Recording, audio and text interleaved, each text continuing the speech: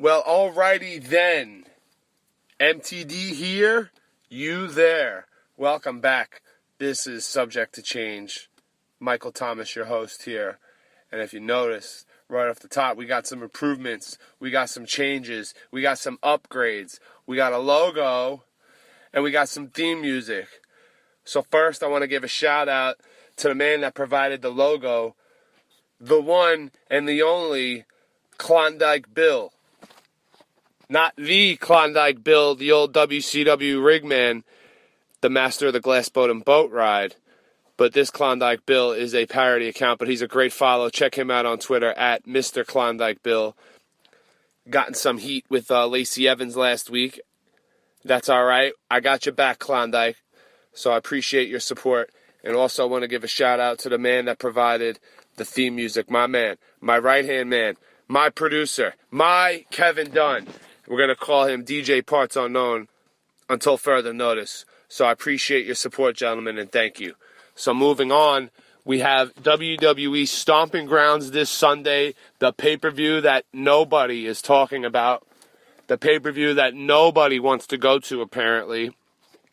But we're going to break that down with some predictions. I watched Raw, watched most of SmackDown, so I'll recap and go over what I liked, what I didn't like. AEW selling out their next pay-per-view extravaganza All Out, which will be at the Sears Center in Chicago, Illinois, where All In took place last year, the revolutionary pay-per-view. And that pay-per-view will be taking place on August 31st. We have Chris Jericho taking on Hangman Page to crown the first ever AEW champion. We have Jon Moxley versus Kenny Omega. And it's also been announced that the AEW Women's Championship title belt will be revealed. So a stacked show. And we also have Fyter Fest next week. We got Fight for the Fallen in a few weeks. So AEW is cooking. And they are cooking and they are rolling. And they are gaining momentum. They are gaining steam heading into the fall with their new television deal. And I'm excited. A lot of people are excited. I notice a lot of fans out there riding and dying with AEW. I notice a lot of fans out there riding and dying with the WWE. I get it. I understand it. But guys, you got to realize, the better the pro wrestling industry is, the better for everybody. So just because a new company is coming along creating a buzz, if you're a WWE fan, be happy because it's giving them a kick in the ass that they need. And obviously, we're not seeing the results of that right now. But I think some seeds were planted on Raw. We'll see what happens.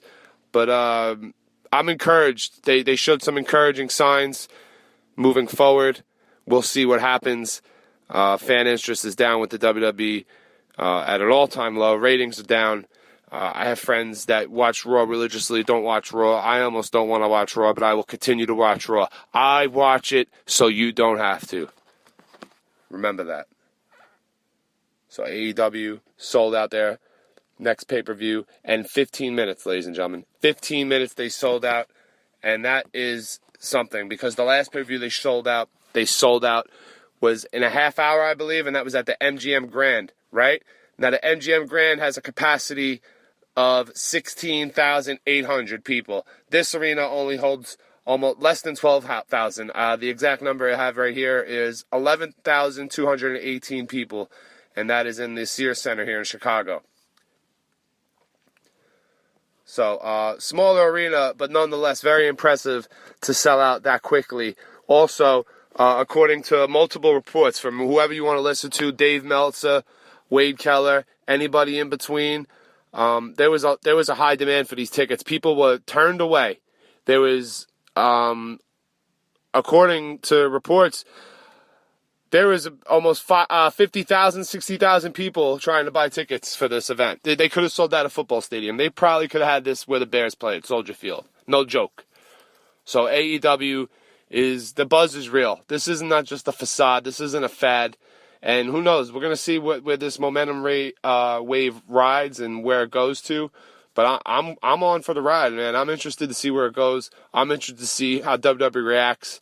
So far, they leave a lot to be desired in that aspect. But you look at the talent roster, and you just got to say, man, if they could just get somebody in here, right? Like a football analogy, if you could just get somebody in here to call the right plays, I mean, man, there's something special here.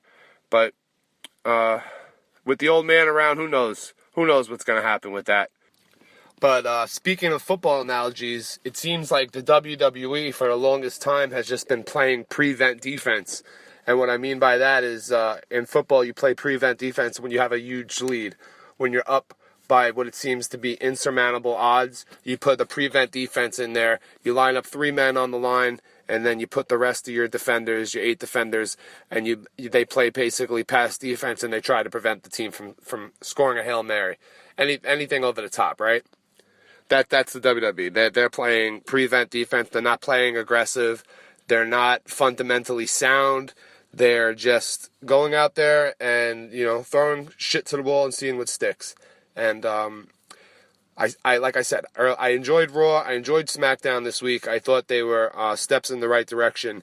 But, I mean, that's like, the New York Yankees getting a base hit. I mean, we're the New York Yankees here. We got to hit grand slams. Another sports analogy. You got to hit home runs when you're the WWE. You're the top dog in the business. You're the top wrestling company in the world. When people think of, cola, they think of Coke. When they think of fast food, they think of McDonald's. When they think of pro wrestling, they think of WWE. You may not like it, but it's the reality. It's the way it is.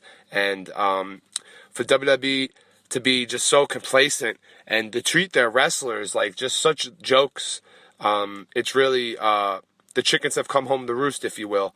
Nobody is being taken serious. Fan interest is just dwindling by the day. I hate to, beat a dead horse by, always repeating that, but I mean that it's evident, right? It's evident people are down on the product if they're watching it. I see fans online that are they love WWE. They're so into these storylines, and I've seen this for years on the Twitter machine. People really are invested, I guess.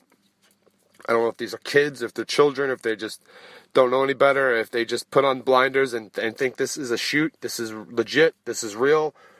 But there's people that are into this, and as long as that happens, WWE's making their money, right? Like Vince is making money, these guys are making money, but I mean, sooner or later, you can't just keep sticking your head in the sand like an ostrich. You got to take your hand out of the ground once in a while and see what's going on.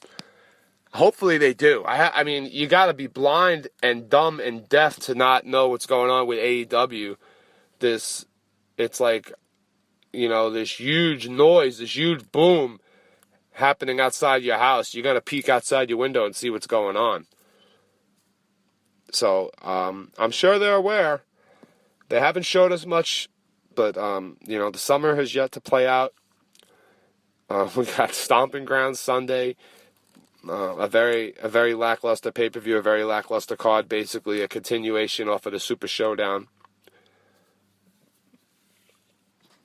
We'll see what happens. They're really booking the show around who the guest referee will be between Baron Corbin challenging Seth Rollins for the Universal Championship. That right there is a problem. Seth Rollins defending the Universal Championship on a pay-per-view against Baron Corbin. Now, I know everybody's down on Baron Corbin, and this isn't a pile-on Baron Corbin party. In fact, I see what Vince sees in Baron Corbin. I see the athletic ability. I see he's kind of a dick, so he's a good heel. Even Scott Hall on the WWE Network a few years ago, I think they had like a WWE 24/7. I'm sorry, WWE 24 special, and it was like on the Performance Center and the NXT guys at the time. This was years ago when Corbin was down there. And, even Scott Hall said, you got potential. I can see, you're kind of a dick that nobody likes you. You could use that. So, he's got a very cool moveset. The End of Days, the Deep Six. Very, very good at reading off of the script, though. He is exactly what they want. He's exactly what I don't want. And like I've said, it's not a knock on him personally. It's just for him to be pushed into this spot that he's being pushed into when people are not happy with your product. It's almost going back to, putting your head in the ground when you're an ostrich. Just like, what are you thinking? I mean, but we still watch Raw. I still watch Raw. I'm going to watch the pay-per-view on Sunday. But my goodness, I mean, it's not like I'm looking forward to this pay-per-view. It's not like I'm going to be, having a bag of chips and a bowl of popcorn, just, scratching at the teat, ready to to watch this show. It's a show. It's just a show. And it's really a one-match show to me, as we found out on Raw, which, well, I guess we'll transition to Raw here, which opened with an Elias promo, cut a promo saying that Baron Corbin selected him to be the referee. He was in the ring with a referee shirt, playing the guitar. All right, just Elias. Personally, for me, he does nothing for me. He's entertaining in little spurts. I like him in small doses, Elias, but for the push that he's gotten, and from what I saw in NXT, it doesn't warrant the amount of TV time that he's getting, similar to a Lacey Evans, similar to Baron Corbin, quite frankly. Which just goes back to my point. There's two different visions here when it comes to Triple H and Vince McMahon. Two different visions, as you can see. When you watch the NXT product and you watch the quote-unquote main roster product. So then Seth Rollins came out and attacked Elias with a steel chair, took him out, basically saying, now you're not going to be the referee. Okay, now a chair shot took out Elias, and now that's going to prevent him from being a referee 6 days later. That made no sense to me when, just a month ago we had this car crash of a Money in the Bank ladder match, and literally everybody in the ladder match competed the next night on Raw. So that was just kind of a bullshit. I saw right there. I checked out of that storyline. I couldn't take it that serious. But be that as it may, that led to the Fatal 5-Way for a number one contendership against Samoa Joe for the United States Championship. So Ricochet defeated The Miz, Braun Strowman, Lashley, and Cesaro. Now each man made their entrance and hit Elias with their finishing maneuver, which I guess reinforced the fact that he won't be able to compete referee on Sunday. But that's well and fine. I would have bought that. But then you had the guy fucking wrestle the next night on SmackDown. Be that as it may. So Ricochet wins this matchup, a Fatal 5-Way matchup. It was elimination. I usually enjoy elimination matches, but in this case, I felt like it could have been a one fall to a finish, and you could have protected everybody else in this match. Cesaro was the first one out, and he kind of got beat like a geek, but he did have a strong showing in the small amount of time that he was in there. He actually lifted Braun Strowman up over his head, almost like in a torture rack position, and slammed him down. It was very impressive. Very impressive. I made sure to make a note of that. So Cesaro was the first one eliminated. He gets eliminated by a Braun Strowman body slam. Then Lashley gets eliminated right after that. And then after that, Lashley and Cesaro start teaming up on Strowman. And, they take out Strowman, and Ricochet hits the 630. And then they all pile on top of Strowman and pin him. I could have did without that. So that's what I mean when I said it could have just been a one fall to the finish. You could have protected these guys, but this is the WWE, and wins and losses don't matter to them. They matter to me. In a perfect world, they would matter to everyone. But Ricochet goes over The Miz. This was a fine matchup to open up the show. So Ricochet, I did not expect. I actually thought Miz was winning this for sure, especially after they planted that seed last week with Miz and Samoa Joe on Miz TV. So I was pleasantly surprised to see Ricochet go over in this matchup. And when I say go over, I mean victorious. He wins the match. So Ricochet wins. He will face Samoa Joe. And that is a match that I'm looking forward to. That actually, quite frankly, made me not want to watch this pay-per-view to making me, all right, I got to check out this pay-per-view for this match. Samoa Joe, Ricochet, two excellent workers. Hopefully they give them plenty of time. Lately, Samoa Joe has had short matches with Rey Mysterio on pay-per-view. I believe this is Ricochet's first one-on-one match on a pay-per-view. He's been in the Money in the Bank. He was in the Fatal 4-Way Tag Team at WrestleMania. So I'm pretty sure this is his first one-on-one. Yeah, he was in the Battle Royal at Super Showdown. So I'm pretty sure it's his first one-on-one match. I'm actually certain of that. Now that I think about it, I do not recall him having a one-on-one encounter. I'm pretty sure somebody's going to text me or tweet me and say, Ricochet had a one-on-one match. Listen, guys, I know my WWF history like the back of my hand from the early 90s all the way to the mid-2000s. After that, it gets a little sketchy. I know more than most, all right? I forgot more than people know, but still, I'm pretty sure Ricochet has never had a one-on-one match, and I'm going to check Wikipedia after the show. I will not check during the show.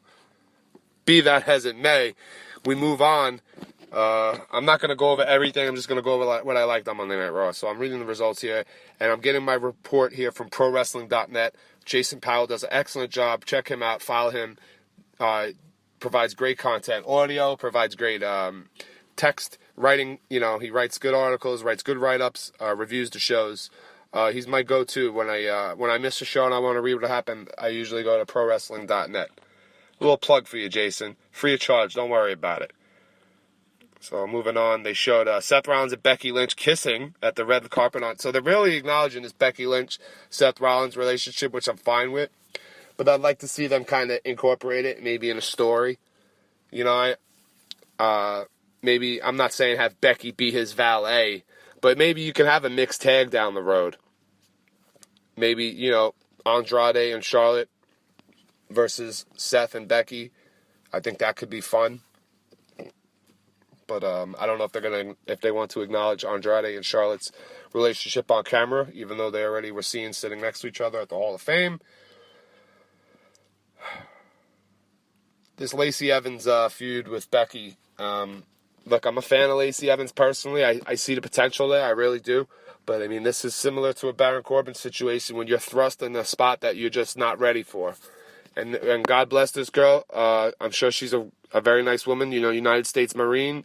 Tough, bad woman. I respect her. But, man, this feud has really cooled down Becky Lynch. Becky Lynch has cooled down tremendously since WrestleMania. And obviously, Ronda Rousey's out of the picture. So that's a huge star. That's star power gone. That was, her Rock and Austin, her Hogan and Savage, like Becky and Ronda. That was her rival. That was her other alpha female, so to speak. Because quite frankly, yes, Charlotte is that, but we've seen that done to death, and it was refreshing to see Becky and Ronda in there. That dynamic that they had, the star power that Ronda has, the realism. When they went face to face, Ronda and Brock have the element of I feel like they can snap at any given moment and just break somebody apart in that squared circle. So I almost feared for Becky Lynch's safety. I was like, is Ronda gonna snap here? So I really enjoyed that. So Ronda out of the picture. She's home making babies. That's fine. I have no problem with that. I really thought it would have been an opportune time to call up Shayna Baszler from NXT. She's ready to go. She's pushing 40. She is she don't have any time to waste. I understand there's a hesitant to bring up talent from NXT as fans. We don't want to see them come up and fail. But at the same time, this girl's she's not getting any younger. Let's get her up on the main roster. Let's get some money in her pocket, and let's push her to the moon as a legit threat, right? Let's not have her come out fondling the Titantron, wearing silly hats and short skirts, which I'm a fan of, quite frankly. I'm a fan of the short skirts. I'm a fan of the fondling, but I don't like it being, thrust in the world title picture, in the women's world title picture, and that's what's happening here. This girl came out, Lacey Evans, pronouns. She's been fondling the Titantron for months, right? Coming out, just walking aimlessly, and then all of a sudden they start the feud with Becky Lynch. I actually didn't hate it at first, but after almost 2 months of this, it's not doing anything for anybody. Obviously, we know that Vince is enamored with this woman because all the airtime that she's getting pushed to the moon, and like I said, I see the potential in her. But I don't see it right now, and this is kind of hurting Becky in a way, I feel. It's killing her momentum, it's killing her steam, and it's kind of killing the women's revolution, because I feel like this character of Lacey Evans is straight from the Divas division, right? This is straight from the Diva days. This is a step backwards for me, so the sooner this feud can end, the better. And in a perfect world, I would have Sasha Banks come back and feud with Bayley. I would turn Sasha Banks heel, the boss versus the man. You could ride that wave all the way to SummerSlam. You can sell a lot of tickets with that. I know there's money in a Sasha versus Bayley match as well, but I'm just fantasy booking off the top of my head. Sasha and Becky. Sasha has untapped potential as a heel on the main roster. They never really let her get that run that she had in NXT. But Sasha's situation, I mean, it's very cloudy. Nobody knows. I don't know a damn thing. I don't know if she's coming back. I know she keeps liking a lot of All Elite Wrestling posts, and I know she follows them on Twitter, and she likes a lot of things that aren't associated with WWE. So there's a lot of things to read in between the lines if you want to. But I know she's under contract. I don't know how long that contract runs. But I know wherever Sasha Banks goes, I'll be watching. AEW, if she goes to Japan, if she goes to Shimmer, if she stays in WWE, if she wants to go to Impact, I'm a fan of this woman for life. This girl is top talent. And it's a shame that she's not being used as such. So that feud can end as soon as possible for me, please. If you like that feud, I mean, hey, more power to you. But it ain't for me.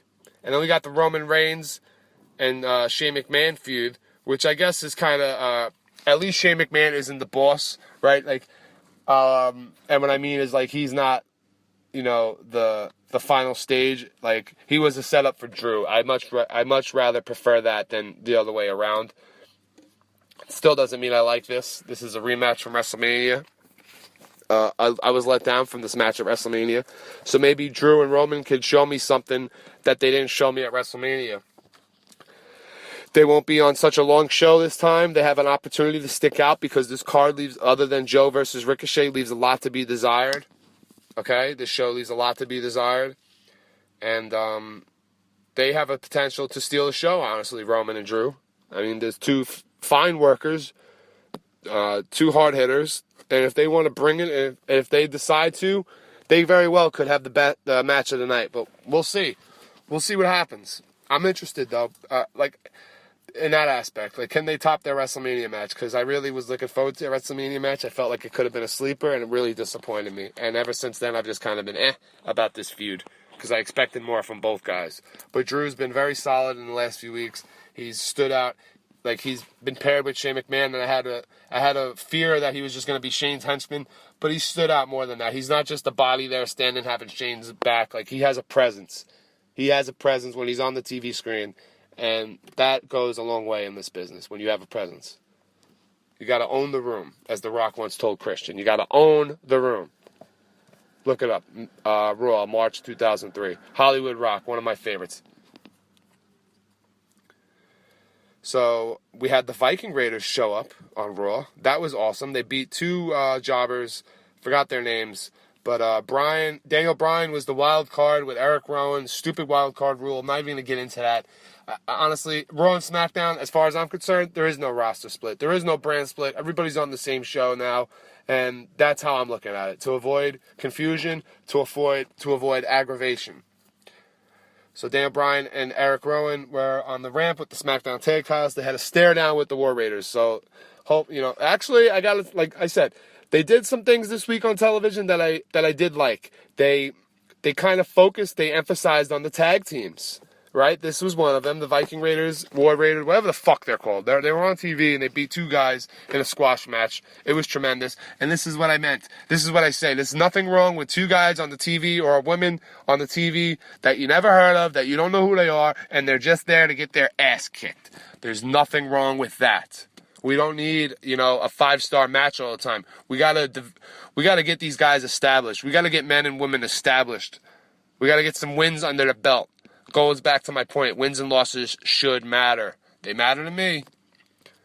They've mattered for a long time in this business. Forgot the local competitors' names, but they beat these guys in like 30 seconds. So I'm very happy to see them back on my TV screen, the Viking Raiders, even though it was only 35 seconds. So we see R-Truth and Carmella, more 24/7 hoopla. If you're into that, fine. It's fine for what it is. But it's really getting kind of repetitive. The same old guys chasing R-Truth around in circles. It would be nice if Brian Alvarez tweeted this the other day, and I totally agreed, if they looked at some of their old WWF hardcore title footage and actually stole some ideas from that, because that was really clever. And that was after Russo, so you can't take credit for that one, asshole. Heath Slater showed up I enjoyed this part here. Heath Slater comes into the VIP. Shane McMahon, the Revival, and Drew McIntyre having a VIP party, right? The Revival dressed as top guys, kind of dressed in a Miami Vice kind of vibe, but they look good. They look like $1 million. Drew looked like $1 million as always. Shane was Shane. At least he got a haircut this week. And Heath Slater showed up. He asked for a raise. He had the goal. He had the audacity to ask Shane McMahon for a raise. Shane basically turned him down, said no, he's not going to do that. So another thing I liked here, continuity, right? They didn't act like something in the past didn't happen. They acknowledged it. So Heath Slater and Drew McIntyre were part of 3MB along with Jinder Mahal, a joke of a stable. One of Drew McIntyre's dark periods of his career, but they acknowledged it. Which was fine. I like that they acknowledged it. And then Drew goes to offer Heath some money. He's like, I hate to see you like this. Here, let me do you a favor.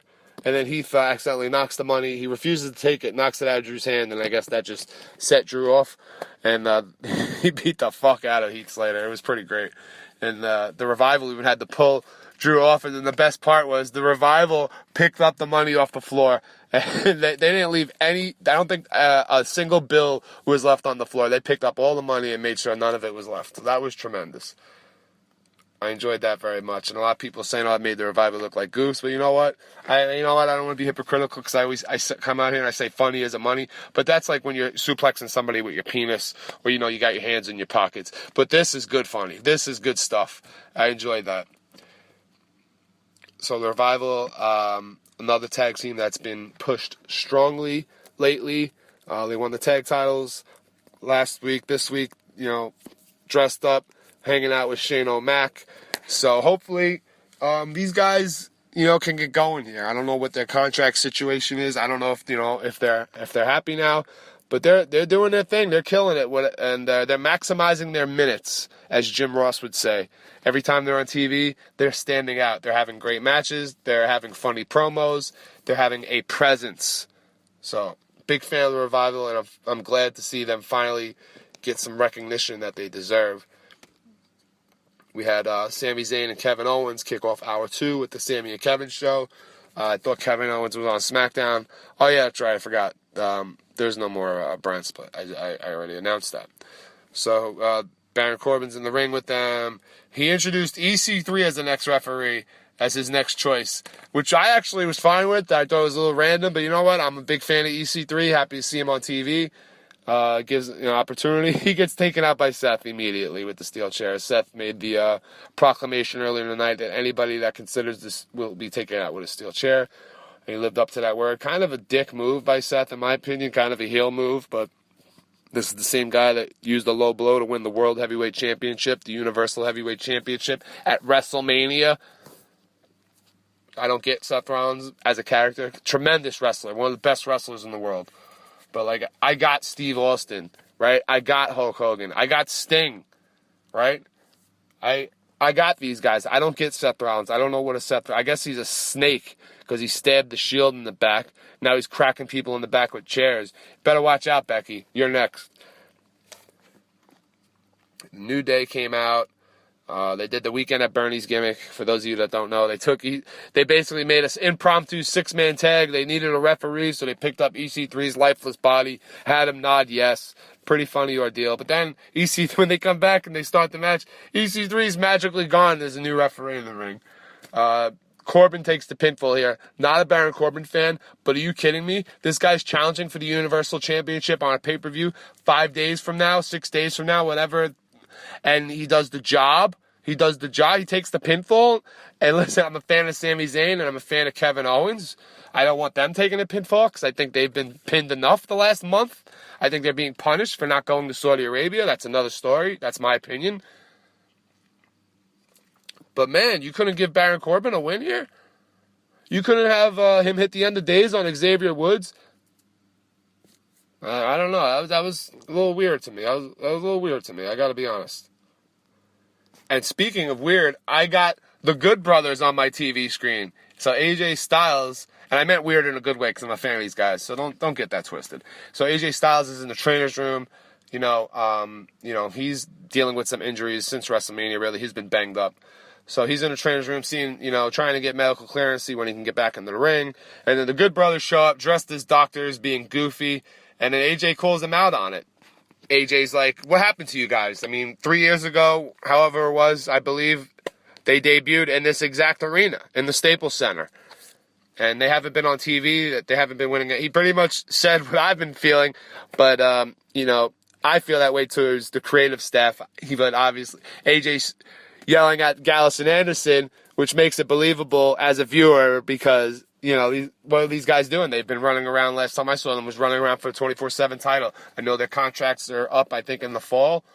So I don't know if this is WWE's way of trying to make them happy and keep them. Because I know WWE do not want to let anybody go that they don't have to. Gallus and Anderson stepped up.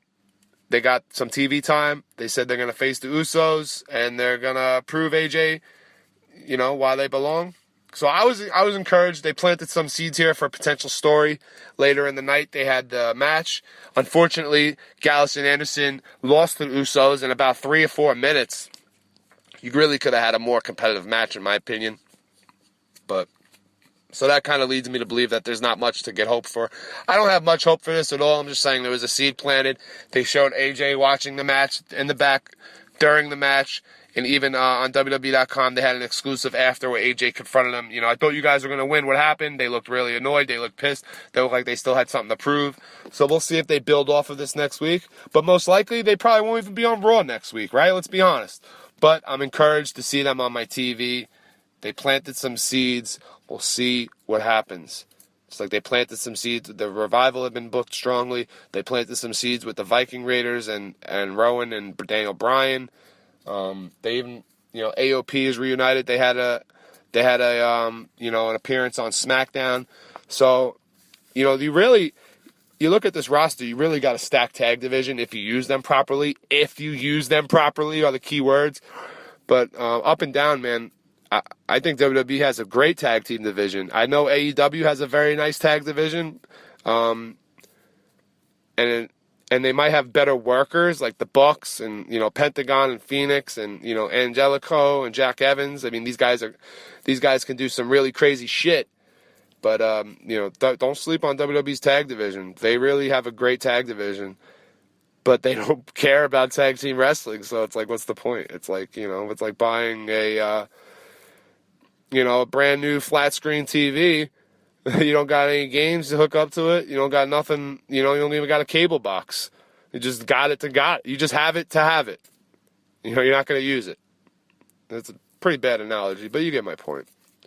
All right, so I want to hurry up and just skim through Raw here, the remainder of Raw. Really quick, also need to note in that Baron Corbin, Sami Zayn, and Kevin Owens versus New Day 6-man tag, that was a best of 2 out of 3 falls match, and New Day won 2 falls to 0. Sami Zayn took the first fall, and then Baron Corbin took the second fall after Kevin and Sami left him high and dry.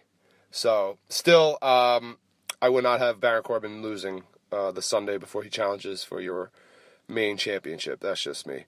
So we had more,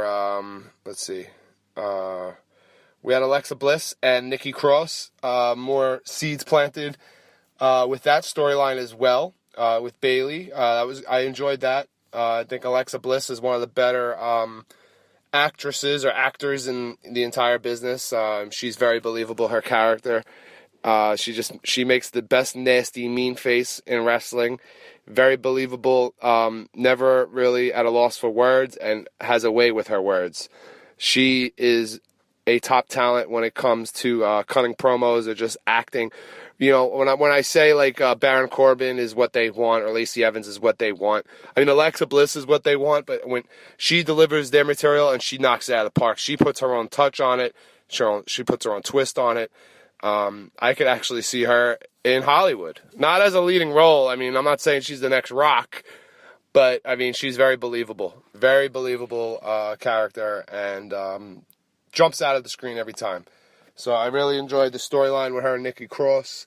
We'll see where it goes. I'm actually thinking maybe we do a Austin Bret Hart from WrestleMania 13 here and do a role reversal, have Bayley turn heel, and actually Alexa Bliss is genuine and is Nikki Cross's friend, and she hasn't been lying this whole time, and maybe Bayley is the jerk behind the scenes to fans. That's that's what Alexa said. I think that could work. I think Bayley as a heel could shock a lot of people. Maybe, take the hair down, no more ponytail, no more hugs. And Alexa Bliss, I think she could do anything, babyface or heel. I think she's naturally talented in that aspect. She can be a believable babyface.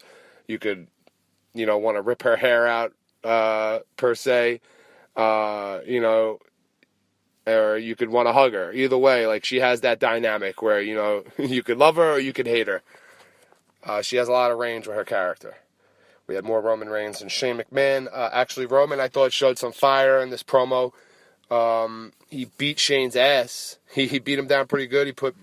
He went up to the VIP room where the party was going on, and he laid out the revival. He put McIntyre through a table. Like I said earlier, this pay-per-view on Sunday is not a stacked show by any means, and these guys have an opportunity to steal the show. I don't think they're going to, but they have an opportunity to do just that. So we'll see what happens. Hopefully they deliver. Because both guys could use it, especially Roman, because Roman's just kind of flat right now. He's not in a title picture, this feud with Shane. I mean, everybody wants to see him kick Shane's ass. Who doesn't want to see Shane get his ass kicked at this point? And that's a perfect role for Shane McMahon. He shouldn't be going toe-to-toe with these guys. He shouldn't be in, taking up a half hour of SmackDown, which is only a 90-minute run on Hulu without commercials. So, less is more with Shane O'Mac, and Shane can be very effective in the role that he's in. So I'm not saying, get Shane off my TV. It's not like Stephanie a few years ago. But Shane, he definitely needs to not go toe-to-toe with superstars, as I always point out. It's baffling. Really is. So we had the Firefly Funhouse, Bray Wyatt, and this seemed to me like there was some finality to it. It seemed like this might be the last one. He kind of teleported out of the house. It was very, there was a lot going on. It was a disturbing, montage on the screen, and, there was a lot going on, and then he kind of vanished out of the house. So my prediction is Bray Wyatt will be the guest referee on Sunday, and I'm going to get into that. And the main event was Seth Rollins and Daniel Bryan, a fantastic matchup. Could have did without the little run-in in the beginning. They had Eric Rowan chokeslam Seth on the apron. Then New Day came out, and then Kevin and Sammy came out. Revival came out. It was just a big convoluted brawl. And I actually got worried. I was like, oh no, they're not going to make this like a 10-minute tag, are they? Because I really was looking forward to Rollins versus Bryan one-on-one. And luckily, everybody got taken to the back. They restarted the match. And Daniel Bryan and Seth Rollins, they had a pretty decent match. It was an okay TV match. For these two, a little disappointing because these are two of the best workers in the business. But like I always say, you can't have blow-away 5-star matches at the Tokyo Dome. You got to conserve your body. You got to save yourself for the next road, for the next trip. I get it. So, but that's still a fine matchup. A damn fine matchup, a damn good TV matchup. Seth Rollins won with the curb stomp. I dug that. Seth Rollins getting a big win. His first win ever over Daniel Bryan one-on-one, which I did not know. So that was interesting. And, a solid way to end the show. And then, of course, oh, by the way, I also want to mention earlier in the show, Baron Corbin was seen talking to Eric Young. And Eric Young said he wasn't interested. He wasn't going to take the job after Seth confronted him. Seth goes to Eric Young. He says, look, man, I know we go way back. Eric goes, listen, I'm not taking it. Strikes don't even look good on me. I want nothing to do with this. And then, of course, Seth goes, of course, man, I believe you. And then Eric Young goes to walk away. And then, boom, Seth Rollins, total dick move, takes him out with his steel chair. When Steve Austin, he never, he was going to stun somebody, that's one thing. He never attacked somebody from behind with a steel chair. Right, I don't think Sting attacked people from behind with a baseball bat, with a steel chair, unless it was like the NWO and he was outnumbered. Austin attacked people with a steel chair, would it be DX or the Alliance, he was outnumbered. So Seth Rollins, attacking people behind with steel chairs. I almost felt like it was justified when Baron Corbin came out at the end of the show and gave him a taste of his own medicine. So that's how they ended the show. Baron Corbin lays out Seth with the steel chair, holds the title belt up. And listen, nobody really thinks that Seth Rollins is going to lose the championship to Baron Corbin on Sunday, but would it really shock any of us? I mean, would it really? No. This is what Vince McMahon does. So it would not shock me one bit if Baron Corbin walks out of Stomping Grounds with the Universal Championship. We're going to see what happens. So we have the card here. Some matches were added. 205 Live added a triple threat match for the Cruiserweight Championship. Tony Nese will be defending the championship against Akira Tozawa and Drew Gulak. Really looking forward to that match, especially after I watched 205 last week for the first time in a really long time, and I'm really looking forward to it as a weekly show. I did not watch this week's episode yet, but last week they had a fantastic Fatal 4-Way match. They had the debut of Chad Gable. Him and Jack Gallagher had an awesome match. So I'm really digging 205 Live. Mike Kanellis and Maria had a backstage promo with Drake Maverick. I thought everybody did a good job. Everybody was believable. It didn't come off scripted. So I really enjoyed it. Show's only an hour. It goes by quick. So I'm going to try and add that into my my playlist of watching wrestling on a weekly basis. So like I said, we have Tony Nese, Akira Tozawa, and Drew Gulak. Triple threat for the Cruiserweight Championship. I hope it's on the main show. They haven't said it's on the pre-show, to my understanding, so hopefully it stays on the pay-per-view. Big E and Xavier Woods from the New Day will be taking on Kevin Owens and Sami Zayn. That match was just added as well recently. Then we have Daniel Bryan and Rowan defending the SmackDown Tag Team Championships against Heavy Machinery. Samoa Joe will be defending the United States Heavyweight Championship against Ricochet. We have Roman Reigns taking on Drew McIntyre.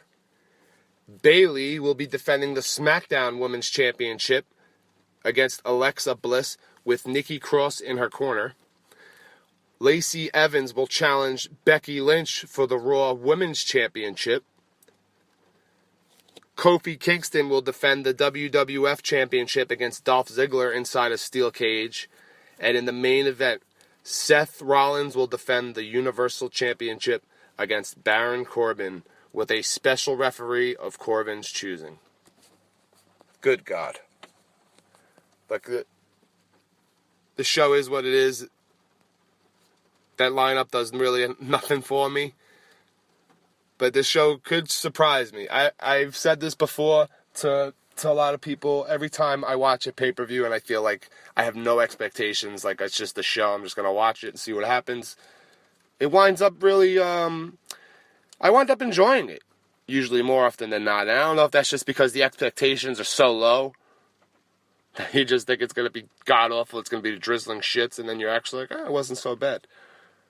But, whatever the case is, I hope this show delivers. I hope I'm entertained. I hope you guys are entertained. I hope we all can find something in this show to enjoy. But on paper, with the name and just the matches, see what happens. But I'm still encouraged with what happened on Raw and SmackDown. I thought they had some decent television this week. And we'll see what happens moving forward. So we also have AEW Fyter Fest next Saturday, June the 29th. And that will be taking place in Daytona Beach, Florida at the Ocean Center. And that card is as follows. So we have 2 matches on the pre-show, apparently. A 3-way tag team match. The winners will advance to All Out for an opportunity at a first-round bye in the AEW World Tag Team Championship Tournament. Interesting. So we have the best friends, Chuck Taylor and Trent Beretta, taking on SoCal Uncensored, Scorpio Sky, and Frankie Kazarian versus the Private Party, Isaiah Cassidy and Mark Quinn. And also, we have Michael Nakazawa taking on Alex Jabali in a hardcore match. So those are the 2 matches on the pre-show. And then we move forward to the main card. We got Yuka Sakazaki.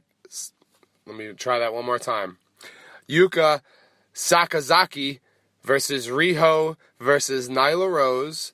3-way dance. We have Christopher Daniels taking on Sema. We have Adam Page versus Jimmy Havoc versus Jungle Boy versus MJF in a 4-way match.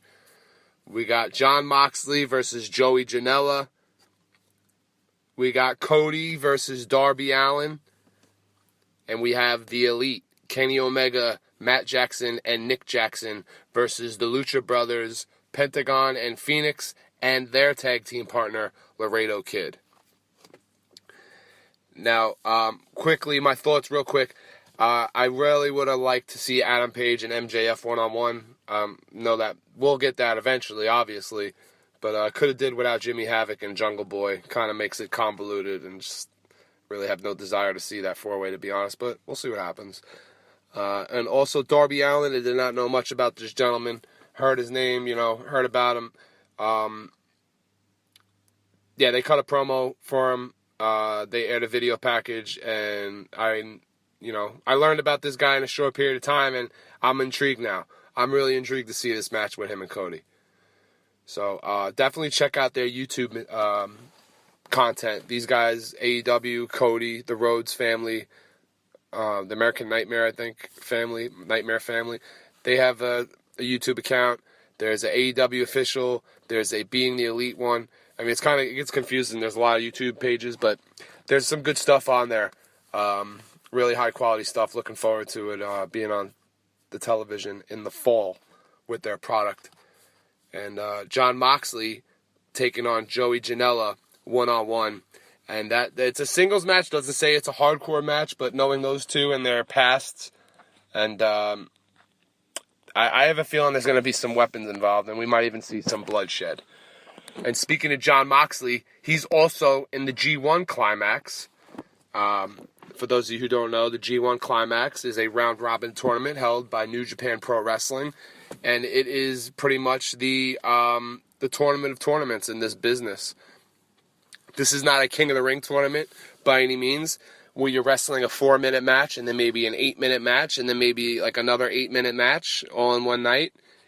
And that's only when they did it. Sometimes you'd wrestle 2 matches and have an even easier night. But this is different. This is when you're wrestling a Broadway almost every night usually. You're wrestling at least 20 minutes, 30 minutes, maybe even 40 minutes.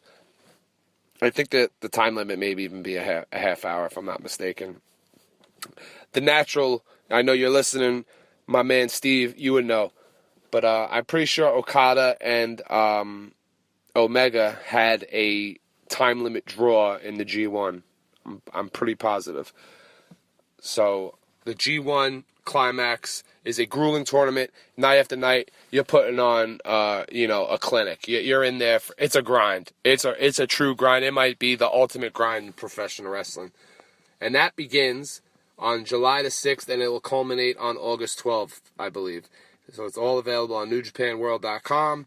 And the tournament begins on Saturday, July the 6th, and that will be in Dallas, right? So Saturday, July the 6th, in Dallas, the A block. And by the way, there's 2 blocks. There's an A block and there's a B block. The wrestlers have been announced. I haven't gone over that with you guys. Let's go over that. The A block, Okada, Kota Ibushi, Will Ospreay, Kenta, Lance Archer, Hiroshi Tanahashi, Evil, Sonata, Bad Luck Fale, and Zack Sabre Jr.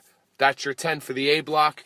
Your 10 for the B block are as follows: Juice Robinson, Tomohiro Ishii, Toru Yano, Hiroki Goto, Jon Moxley, Tai Chi, Jay White, Tetsuya Naito, Jeff Cobb, and Shingo Takagi.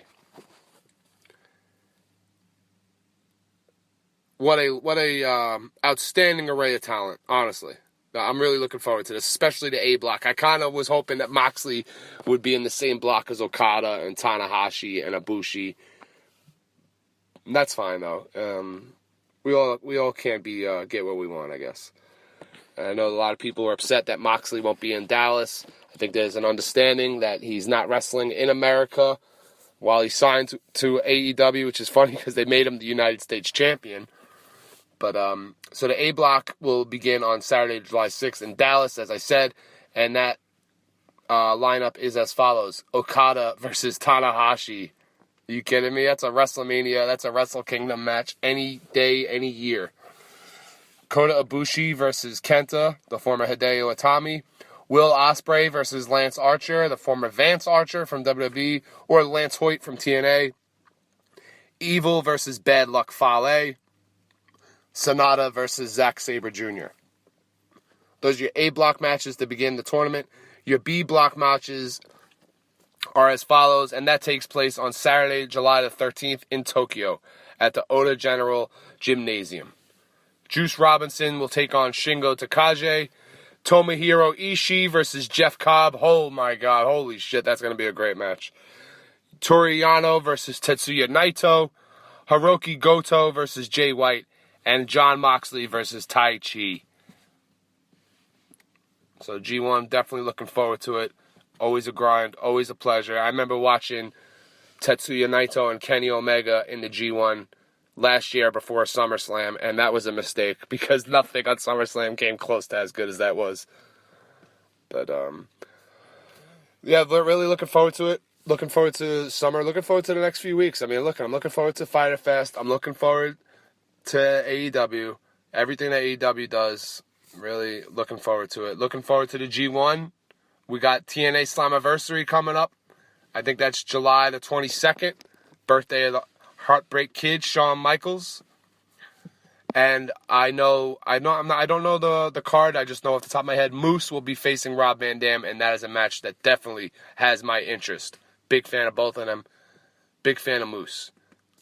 When I first saw this guy in Ring of Honor a few years ago, I saw the money, and I'm still waiting to see that potential.